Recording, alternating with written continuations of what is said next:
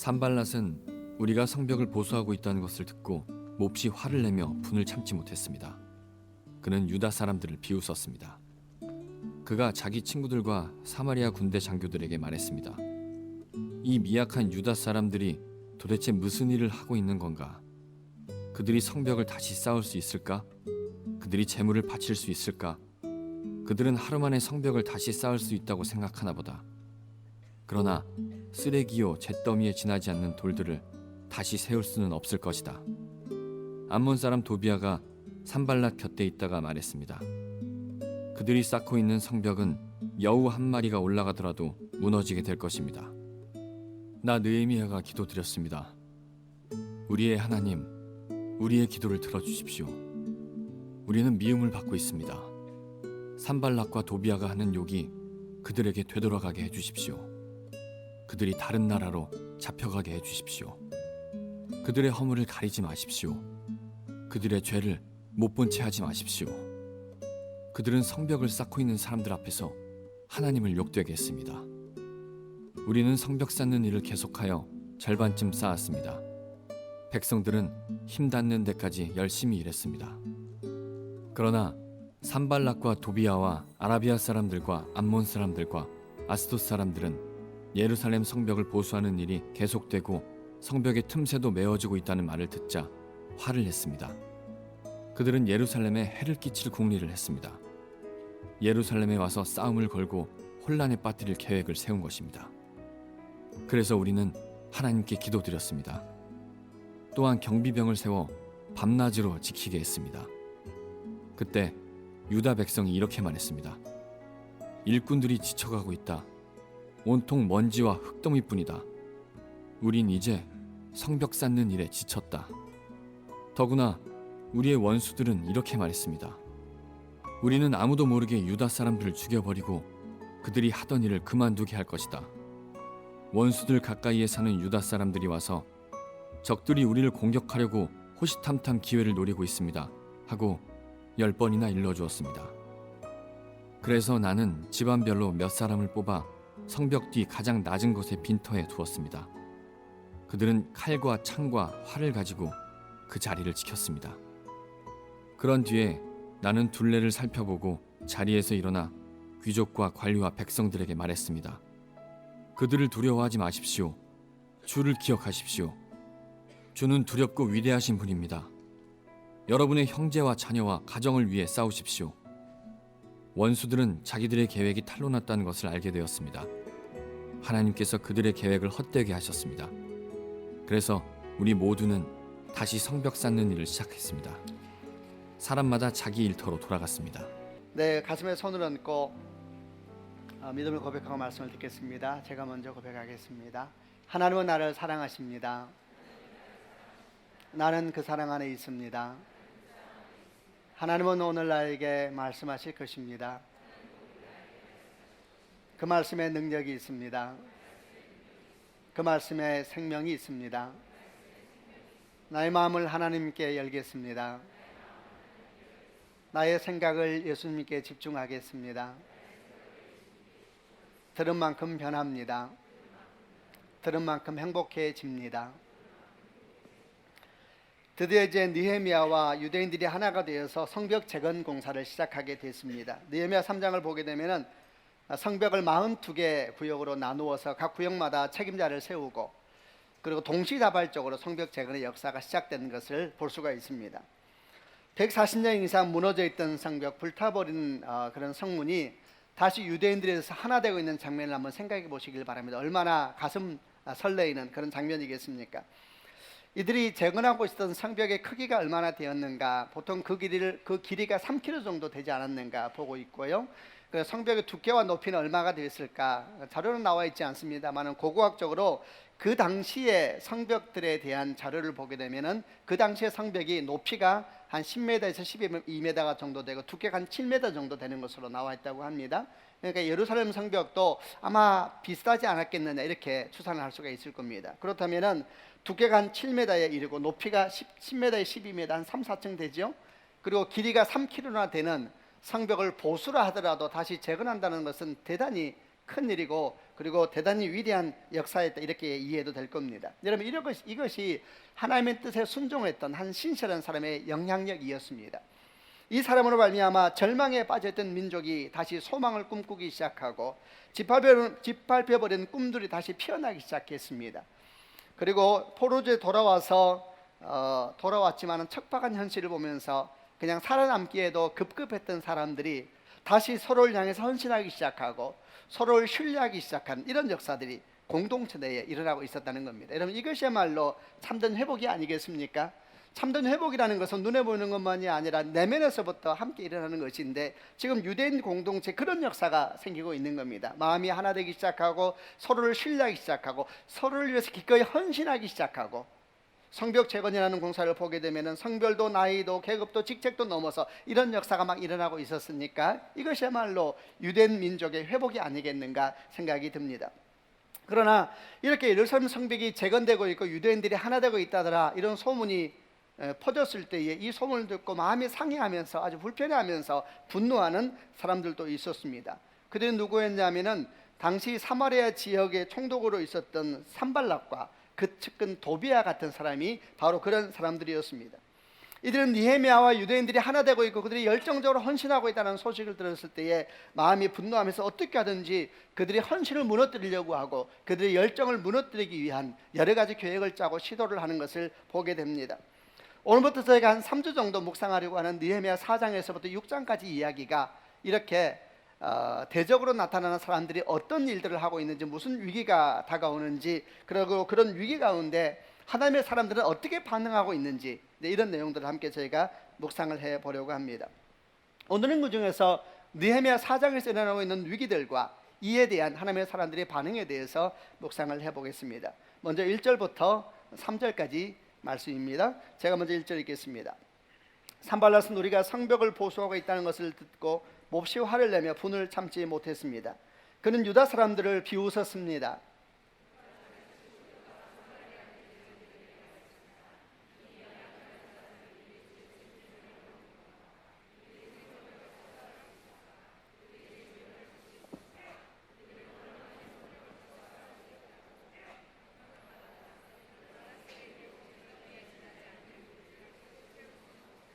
암몬 사람 도비아가 산발락 곁에 있다가 말했습니다. 그들이 쌓고 있는 성벽은 여우 한 마리가 올라가더라도 무너지게 될 것입니다.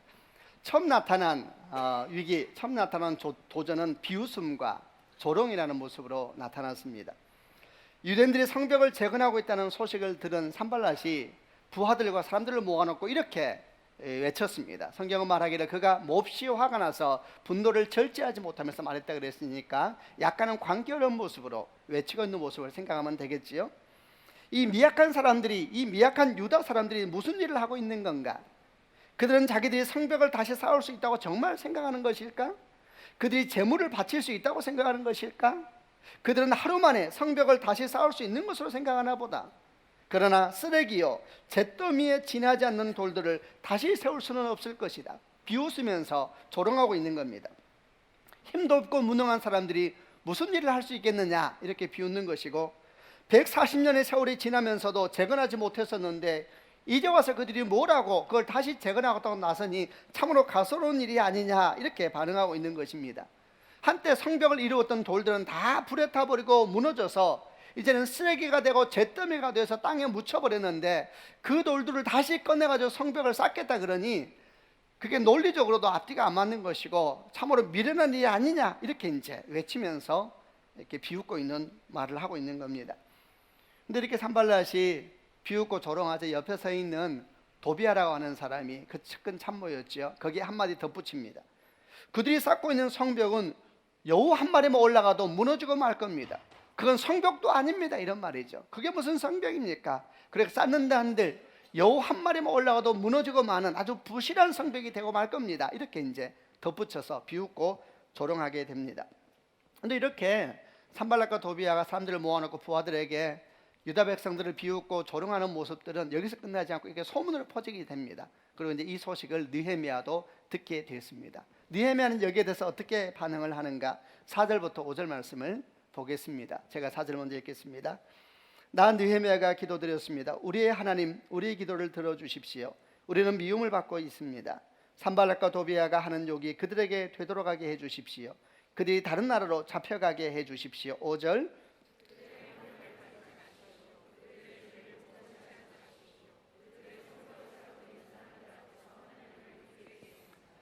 산발락과 도비아 이런 사람들이 이제 비웃는 소리, 조롱하는 소리가 들려왔을 때 느헤미야가 그것을 듣고 처음 반응한 것은 기도합니다. 하나님 아버지, 우리를 기도를 들어주십시오. 우리는 미움을 받고 있습니다. 이렇게 열심히 기도합니다. 또 성경을 보게 되면 이렇게 열심히 기도했을 뿐만 아니라 느헤미야는 백성들을 격려하면서 더욱 힘을 모아 공사하자 이렇게 격려하게 되었고 그들이 하나 되어서 열심히 공사를 했습니다. 그 결과 오히려 성벽 공사가 더 진척이 되면서 성벽 공사가 재건이 절반에 이르기까지 아주 빠른 진척을 이루게 됐습니다. 그러니까 또 어떻게 하겠습니까? 대적들이 또 이 소식을 듣습니다. 조롱하고 비웃었음에도 불구하고 낙심하지 않고 열심히 일을 해가지고 오히려 성벽 재건 공사가 더 진척이 됐다더라 이렇게 소리를 들으니까 어떻게 반응을 하겠습니까? 6절부터 8절에 이제 또 대적들의 반응이 나타납니다. 제가 6절 읽겠습니다. 우리는 성벽 쌓는 일을 계속하여 절반쯤 쌓았습니다. 백성들은 힘닿는 데까지 열심히 일했습니다.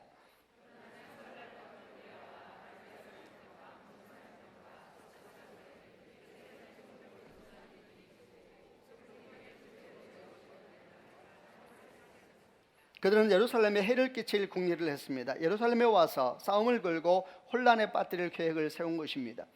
비웃고 조롱해도 공사가 멈추지 않고 오히려 더 힘을 내니까 이 소식을 듣고 막 분노를 하는데 이번에는 산발락과 도비아만 분노하는 것이 아니라 함께 있는 모든 사람이 분노합니다. 산발락과 도비아, 아라비아 사람들, 암몬 사람들, 아스돗 사람들까지 유대인들을 좋게 보고 있지 않는 모든 자들이 힘을 합쳐서 함께 분노하는, 아주 연합하여 분노하는 그런 상황이 나타나게 되었습니다.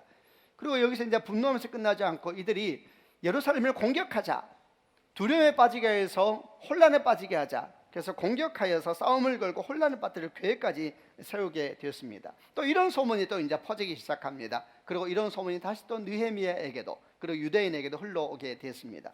그럼 다시 이 소식을 들은 느헤미야는 또 어떻게 반응하는가? 첫 반응은 똑같습니다. 다시 기도합니다. 그러고 난 다음에 경비병을 세워서 밤낮으로 공사 현장을 지키게 하면서인지 그 다음 일들이 쭉 진행되는 내용이 나와 있고 이런 내용들이 느헤미야 4장의 전체 뼈대를 이루고 있습니다.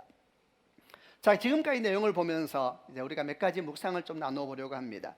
느헤미야의 성벽 재건을 방해하는 무리들을 보면서 우리가 무엇을 배울 수가 있을까? 이제 이런 질문으로 들어가 보려고 합니다. 첫 번째는 성벽 재건을 방해하는 사람들의 태도와 가치관을 통해서 우리가 배우려고 하는 교훈이고, 두 번째는 그들이 유대인들과 느헤미야의 마음을 무너뜨리기 위해서 사용하고 있는 전략을 보면서 우리가 배우려고 하는 교훈이고, 마지막으로는 그런 대적을 향하여서 신실하게 반응하고 있는 느헤미야를 보면서 배우려고 하는 교훈입니다. 먼저 첫 번째는 성벽 재건을 방해하고 있는 무리들을 보면서 그들의 태도와 그들의 가치관 속에서 우리가 묵상을 먼저 시작해 보려고 합니다. 이렇게 성벽 재건을 방해하는 무리들 가운데 중심에 있는 사람이 누구였냐면 산발락과 도비아라고 하는 사람이었습니다. 이들을 조금 먼저 말씀을 드리겠습니다. 산발락은 누구냐 하면은 호론 사람이라 그랬습니다. 호론은 사마리아 지역, 남유다와 북이스라엘에서 사마리아 북이스라엘 땅에 있는 지역에 있었던 곳입니다. 아마도 이 사람은 이전에 북이스라엘 사람의 후손이 아니겠느냐. 그러나 많은 세월이 지났으니까 이미 가나안 사람이 되어버린, 그래서 어떤 사람은 가나안 사람이 아니겠느냐, 어떤 사람은 사마리아 후손으로서 이미 이방이나 되어버린 사람이 아니겠느냐, 이렇게 말을 하고 있는 사람입니다. 근데 이 사람이 당시 어떤 역할을 하고 있었냐면은 사마리아 지역의 리더였습니다. 사마리아의 총독으로 있지 않았느냐 이렇게 봅니다. 이 사람은 누구보다도 예루살렘 성벽 재건을 반대합니다. 성경은 분노하면서 화를 참지 못했다 이렇게 말을 하고 있고, 성벽 재건에 반대하는 무리 중에 아주 선두에 서 있는 사람이 산발랏이라고 하는 사람입니다. 왜 그랬을까요? 지금까지 가나안 땅의 중심지는 이 사람이 다스리고 있는 사마리아 성이었습니다. 사마리아는 성이 있었거든요. 예루살렘도 당연 이 사람의 영향력 아래 있었는데, 만약 예루살렘 성벽이 재건되면 완전히 상황은 바뀌게 되는 겁니다. 예루살렘 성이 재건되면 예루살렘 사람들은, 유대인들은 분명히 산발락의 영향력에서 독립을 하려 할 것이고, 그것만이 문제가 아니라 역사적으로 가나안 땅에서 사마리아 성과 예루살렘 성은 비교가 되지 않는 성이었습니다. 당연히 머지않아서 사마리아 성이 중심이 되는 것이 아니라 예루살렘 성이 가나안 땅의 중심이 될 일은 자명한 일이었습니다. 그러니까 산발랏이 이것을 볼 수가 없는 것입니다. 어떻게 하든 이 성벽의 재건을 멈추게 해야 된다. 자기 영향력이 급속히 줄어들게 될 것이고 실제적인 큰 손해도 올 수 있는 상황이 눈에 보이는 것이죠. 그러니까 사람을 부추기고 힘을 모아서 성벽 재건을 방해하려고 하는 겁니다. 비록 느헤미야가 페르시아 왕의 허락을 받고 왔다 할지라도 눈앞에 보이는 손해를, 눈앞에 보이는 영향력의 감소를 그냥 좌시할 수만 없었을 것입니다. 또 한 사람은 암몬 사람 도비아라는 사람인데, 이 사람은 태생이 암몬 사람입니다. 그런데 산발락이 아주 최측근이었는데 참모 같은 역할을 하고 있었는데, 이 사람의 특징이 뭐냐면 결혼으로 유대 사람들과 아주 긴밀하게 연관되어 있는 사람이었습니다. 도비아의 아내가 유대인이었고 둘 사이에서 난 아들도 유대인 아내를 얻었습니다. 그러니까 2대에 걸쳐서 유대인 가문과 결혼 관계를 맺었으니까 아주 많은 것이 엮여 있는 이제 이런 사람이 도비아였습니다. 그런데 유대인은 아니었기 때문에 성벽 재건을 반대하고, 또 역시 마찬가지로 자기 영향력이 감소되고 자기가 손해를 볼 걸 두려워했기 때문에 많은 인척관계로 연결되어 있었지만 반대하는 것입니다. 그러다 보니까 인척관계로 연결되어 있다 보니까 서로 이제 두 세력이 부딪히는데, 이 도비아는 어떤 역할을 하냐면은 예루살렘 내에 있는 유대인들이 모든 상황을 다 알려주는 거예요. 성벽 재건은 얼마나 되었고 어떤 상황이 진행되고 있다라는 모든 걸 알려주니까 이 도비아를 통해서 그런 상황들이 다시 산발락에게 흘러가게 되는, 일종의 도비아가 두 세력 사이의 첩자와 같은, 스파이와 같은 이제 이런 역할을 하는 모양으로 나타나고 있습니다. 이렇게 산발락과 도비아만이 아니라 아라비아 사람들도 나오고 아스도 사람들도 나오는, 특징은 다 유대인의 반대에 서서 성벽 재건되는 것을 반대하고 있는 무리들입니다. 이들의 공통점은 무엇일까요? 지금 말한 그대로입니다. 성벽 재건은 아주 불편했습니다. 왜냐하면 영향력이 감소되고 직접적인 손해가 오기 때문에 그런 것입니다. 사실 이들에게 중요한 것은 하나님이 아니었습니다. 하나님의 뜻도 아니었죠. 그리고 이런 말들은 지극히 정상적인 것입니다. 왜냐하면 이분들은 하나님을 모르는 사람들이었거든요. 하나님을 모르는 사람들이 갑자기 느헤미야가 와가지고 하나님의 뜻을 이야기하고 유대인들을 모으면서 하나님의 비전을 이야기할 때에 산발락이나 도비아 같은 마음이 어땠을까요? 이해가 안 되는 것입니다. 동의도 안 되는 것이고 용납도 안 되는 거예요. 하나님의 뜻이라고 말하면서 자기 영향력을 침범하는 것 같고, 하나님의 뜻을 이루어낸다 그러면서 자기 미래에 큰 손해가 오게 할 것 같은 일들을 막 추진하고 있고, 어떻게 하겠어요? 여러분이라면 나서서 막아야 되는 것이죠. 그러므로 여러분, 이렇게 산발락과 도비아 같은 사람을 묵상할 때 우선 알아야 될 것은 이들의 행동은 정상입니다. 정상. 하나님을 모르는 사람들이 주의 뜻을 따라 바르게 살고자 하는 사람들을 어떻게 이해하겠습니까? 그래서 우리가 이들을 보면서 산발락과 도비아 위협과 공격이 이상하다 여길 것이 전혀 아닌 것입니다. 사도 요한이 디모데에게 보낸 글들 중에 이런 말씀이 나옵니다. 디모데서 3장 12절 말씀에 무릇 그리스도 안에서 경건하게 살고자 하는 자는 핍박을 받으리라. 예수 안에서 바르게 살고자 하면 예수를 안 믿는 사람이 불편해하는 것은 자면한 것이다, 이렇게 얘기하는 겁니다. 사도 베드로도 일찍 이렇게 말씀하셨습니다. 베드로전서 4장 12절 말씀에 사랑하는 자들아, 너희를 연단하라고 오는 불시험을 이상한 일 당하는 것 같이 이상히 여기지 말라. 너희가 바르게 살고자 하면 예수를 모르는 사람이 불편해하고 언짢아하고, 게다가 네가 하나님의 꿈을 꾸겠다 그러면 그들이 불편함을 넘어서 방해하려고 할 때 그것을 이상하게 여기지 마라. 그게 그들에게는 정상이다, 이렇게 말씀하고 있는 겁니다. 그러므로 여러분, 우리가 오늘 느헤미야와 유대 백성들이 성벽을 재건한 걸 방해하는 산발락과 도비아 같은 사람들을 보면서 우리가 진짜 고민해야 될 것은 이들 왜 이래? 라는 것이 아닙니다. 우리가 진짜 고민해야 될 것은 산발락과 도비아 같은 사람들이 그렇게 행동하는 것이 아니고, 문제는 이런 영성이 믿는 무리들 가운데도 흘러 들어와 있다는 것에 대해서 돌아봐야 된다는 것입니다. 우리는 산발락과 도비아 같은 상황을 보면서 분노하고 화낼 것이 아니라 혹시 내 안에 이런 영성이 흘러 들어와 있지는 않은지, 이들이 가지고 있는 영적인 태도에 뭐가 문제가 있는 것인지, 이런 묵상을 해야 되는 겁니다. 그래서 질문하는 것입니다. 산발락과 도비아 같은 영성이 만약에 우리 안에 들어온다면 그건 어떤 모양으로 신앙을 영향을 줄까? 이들이 가지고 있는 신앙, 이런 영성의 영향을 받은 신앙은 어떤 신앙일까 생각해 볼 수가 있을 겁니다. 이런 신앙은 어떤 신앙일까? 한마디로 이렇게 설명할 수 있을 듯 합니다. 하나님의 꿈이나 하나님의 뜻 때문에 자기 삶이 흔들린다거나 자기 삶이 불편해지는 것을 못 견디하는 사람들, 아주 이 사람이 산발락과 도비아가 가지고 있는 영성과 비슷한 영성을 가진 겁니다. 다른 말로 하면 이들은 하나님을 믿어서 구원받는 것은 너무 고맙고 감사한 일입니다. 십자가도 고맙습니다. 그러나 하나님이 자신의 삶에 너무 깊이 들어오신다든지, 자신의 삶을 너무 깊이 만지려고 한다든지, 자기 삶을 자꾸 바꾸려고 하신다든지 그러면 마음이 언짢아지는 내면, 이런 내면을 가지고 있다면 우리는 돌아봐야 됩니다. 그 사람의 영성이 산발락과 도비가 가지고 있는 영성과 유사하기 때문입니다. 이들이 원하는 것은 하나님의 뜻이 우리 삶에 이루어지는 것이 아닙니다.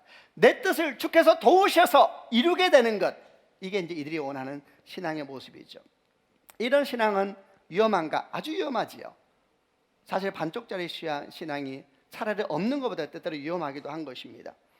이들이 신앙을 생각하면서 이런 신앙이 우리 가운데 있어서는 안 되겠다라고 생각을 하면서 이런 신앙이 어떤 신앙일까 생각하니까 성경 가운데 몇 가지 장면들이 떠올랐습니다.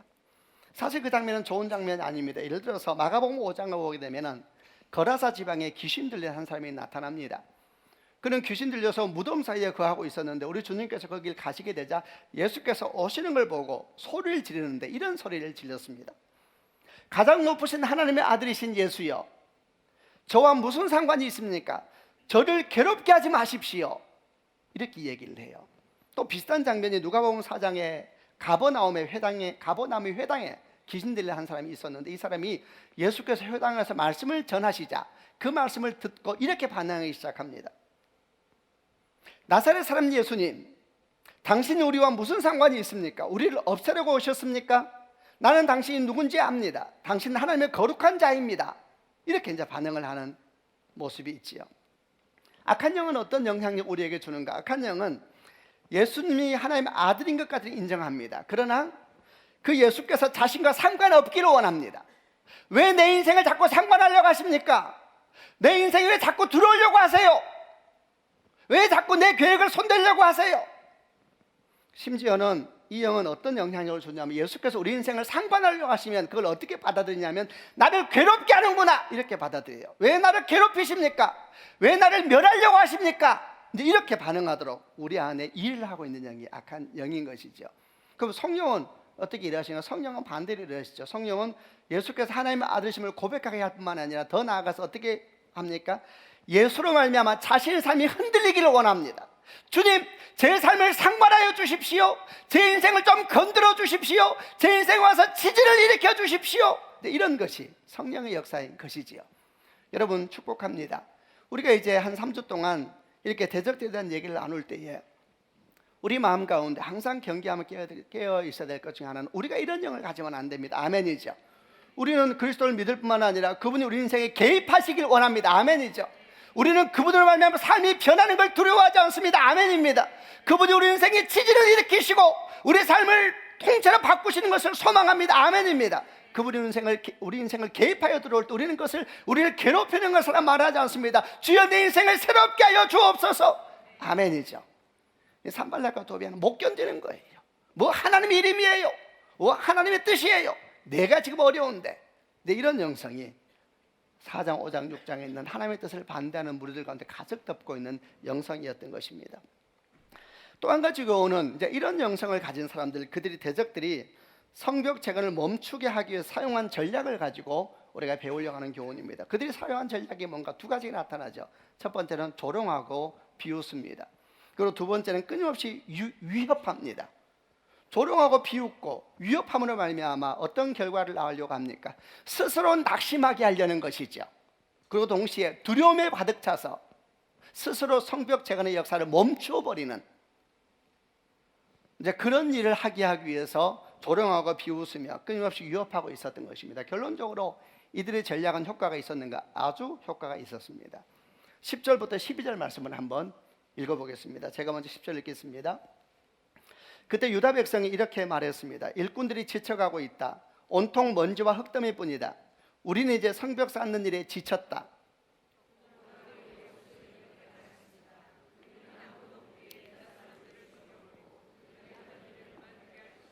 (12절) 같이 읽겠습니다.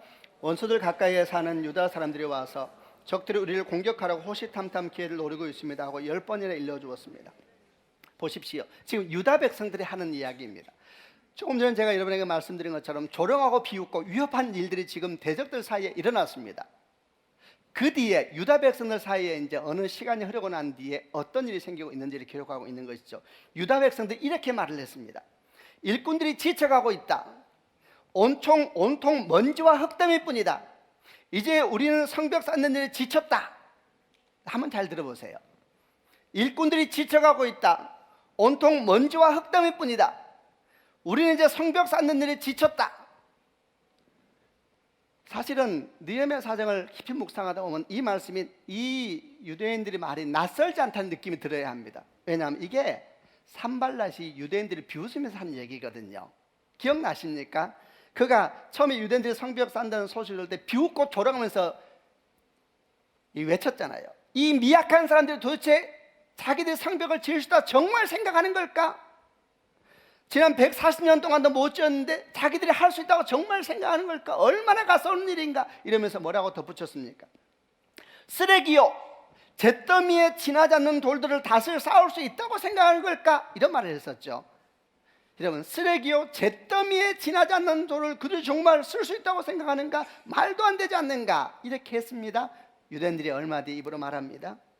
온통 먼지와 흙더미 뿐이다. 똑같은 얘기예요. 똑같은 이야기예요. 유대 백성들의 말이 대적들의 말과 같아지고 있다는 것은 몹시 중요한 것입니다. 말은 안에 있는 것이 나오는 것이거든요. 말이 같아지고 있다는 이야기는 내면이 같아지고 있다는 이야기입니다. 언젠가 이집트 갔을 때 수에즈 운하를 지나게 되는데 수에즈 운하에서 배 지나갈 때 어떻게 하는지 아시죠? 이게 높이를 맞춰야 됩니다. 물의 높이를 맞춰야지 마음을 같게 만들면 막 지나다니는 것입니다. 대적의 마음과 유대인의 마음이 같게 될 수 있는 악한 영의 역사할 때 어떤 장벽도 없는 거예요. 같아진 거예요. 같은 흐름으로. 뭔 일이 생긴 것이지요. 무슨 일이 생겼을까요? 산발락과 도비아 같은 영성을 가진 사람들은 항상 부정적이며 비웃으며 위협적인 말들을 흘려보냅니다. 그럼 이 말들이 어떻게 흘러가는가? 사람들을 통해서 흘러가는 것입니다. 이 말들이 흘러갑니다. 계속 흘러가서 이제 이 말들이 유대인들 말 귀에도 들리기 시작하고 이게 마음에 쌓여갔던 겁니다. 그리고 어느 시점이 지났더니 이 말이 유대인들 입에서 나오기 시작합니다. 큰 영향력이 생겨나고 있었던 것입니다. 이것이 악의 영향력인 것입니다. 믿음으로 시작했으면서도 세상 말에 귀 기울이고 살고 세상의 가치관에 항상 관심을 갖고 살게 되면 이런 일이 생기게 된다는 걸 기억하는 축복이 있기를 바랍니다. 그러면 어느 순간 자신도 모르는 사이에 믿는다고 말하면서 언어는 조금도 영이 없습니다. 성령의 역사가 없죠. 똑같이 말합니다. 똑같이 생각합니다. 똑같이 행동합니다. 사단이 역사할 때 어떤 장벽도 없는 것이죠. 마음껏 달려가게 될 겁니다. 그럼 우리는 깨어 있어야 합니다. 믿음으로 시작했으면 세상 말에 귀를 기울이기보다는 하나님의 말씀에 귀를 기울이는 축복이 있기를 바랍니다. 믿음으로 시작했다면 세상의 가치관에 마음을 자꾸 열고 나아가는 것이 아니라 주님께서 말씀하시는 새 인생의 가치관, 거기에 귀를 열고 마음을 열고 나아가게 될 때 우리는 성령과 같아지게, 마음에 같아지게 되면 성령의 역사가 우리 안에 일할 때 어떤 장벽도 없어지게 될 줄로 믿습니다. 어디에 맞출 것인가? 결국 선택하는 것이 아닐까요? 대적들의 영향력이 크게 일하고 있었습니다. 말이 같아지기 시작하고 생각이 같아지기 시작하고 큰일이 생긴 것입니다. 우리 이런 상황 속에서 누구를 보아야 되는가? 느헤미야를 보아야 합니다. 왜? 사실 이런 모든 상황 속에서 유일하게 주를 주목하고 있는 사람은 나타나는 사람이 느헤미야이기 때문에 이런 상황 속에서 주 앞에 신실한 자는 어떻게 행동하는가? 이런 상황 속에서 주 앞에 기도한 자는 어떻게 행동하는가? 우리는 주목할 수밖에 없지 않겠습니까? 그리고 또 한 가지, 느헤미야가 리더로 있었으니까 느헤미야는 이런 모든 상황도 알고 있었을 것입니다. 대적들의 말이 영향력 있게 우리에게 흘러들어오고 있구나, 이런 것도 알고 있었겠죠. 그러면 그는 어떻게 반응을 할까요? 첫 번째, 그는 대적들이 조롱하는 말이나 비웃음 그리고 위협의 말을 들을 때마다 처음 한 행동은 그는 항상 먼저 기도했습니다. 산발락과 도비아의 조롱이나 비웃음의 소리가 들려왔을 때에도 그가 처음 한 행동은 기도했습니다. 또한 산발락과 도비아만이 아니라 아라비아 사람들, 아스돗 사람들, 암몬 사람들까지 모두 다 분노하면서 그들을 공격하고 위협하다라는 소식이 들려왔을 때에도 그는 가장 먼저 기도했습니다. 여러분, 이것이 얼마나 중요한지 모릅니다. 그는 어떻게 반응하는가? 첫째, 먼저 기도했습니다. 여러분, 정말 그는 좋은 신앙의 태도를 가지고 있지 않습니까? 그는 항상 먼저 기도했습니다. 이것이 처음이 아닙니다. 그는 중요한 일이 생길 때든 힘든 일이 생길 때든 그는 막히면 먼저 무릎을 꿇는 사람이었습니다. 여러분, 축복합니다. 주여 우리에게 이런 신앙의 태도를 가르쳐 주시옵소서.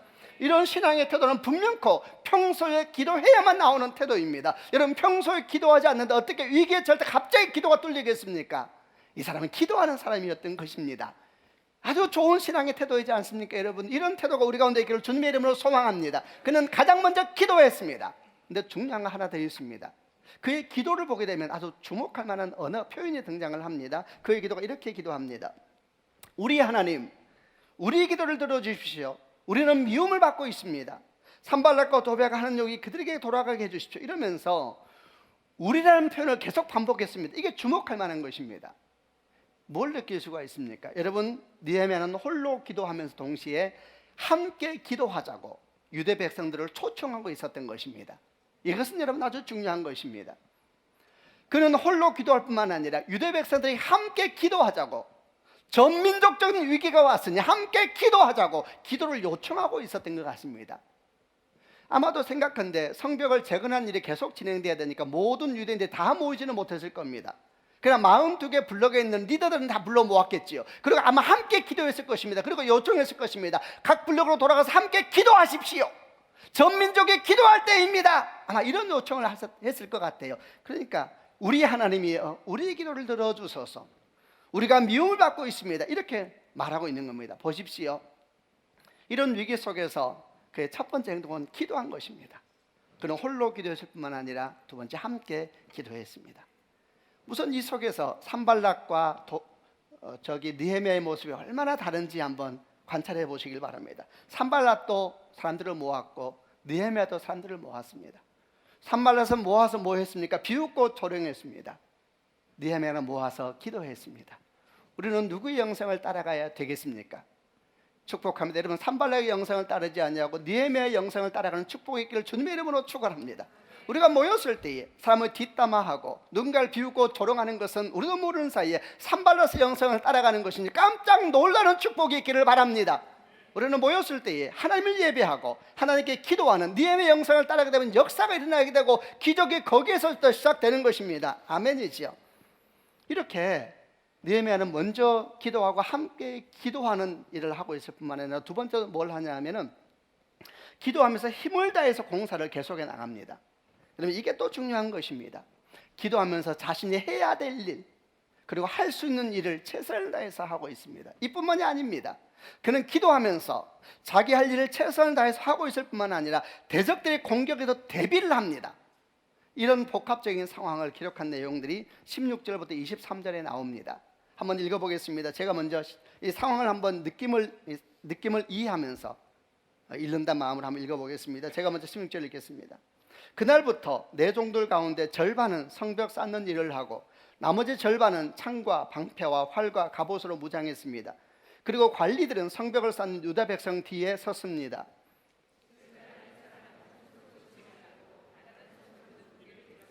성벽 쌓는 사람도 허리에 칼을 차고 일했습니다. 나팔을 부는 사람은 내 곁에 있었습니다.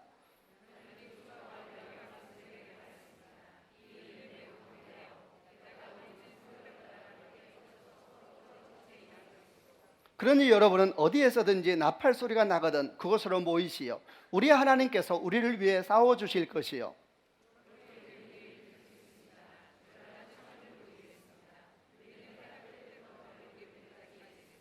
그때 내가 또 백성들에게 말했습니다. 밤에는 누구나 다 자기의 부하와 함께 예루살렘 안으로 들어와 묵으면서 보초를 서고 낮에는 일을 하시오.